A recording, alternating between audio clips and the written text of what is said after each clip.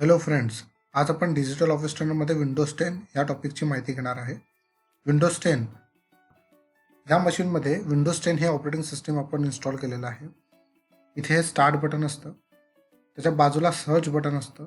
जी black कलरची ribbon दिसते आहे याला आपण टास्कबार असं म्हणत असतो. तर विंडोज 10 मध्ये हे जी मेन स्क्रीन दिसते याला आपण डेस्कटॉप म्हणतो.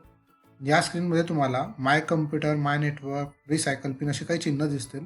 यांना आपण आयकॉन असं म्हणत असतो. जे पिवळ्या रंगाचे चिन्ह असतात त्यांना आपण फोल्डर म्हणतो.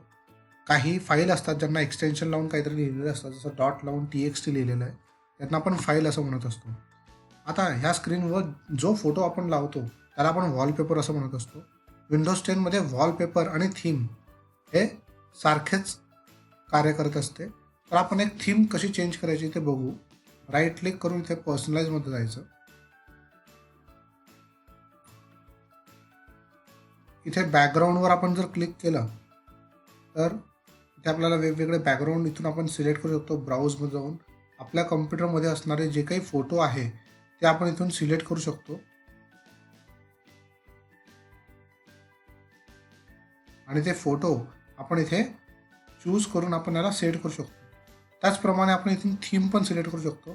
आता माझ्या कम्प्युटरमध्ये ही जी थीम आहे या थीममधलं मी सपोज फ्लावर नावाची जी थीम आहे ही मी अप्लाय करायची आहे. त्याच्यामध्ये 6 फोटो आहे.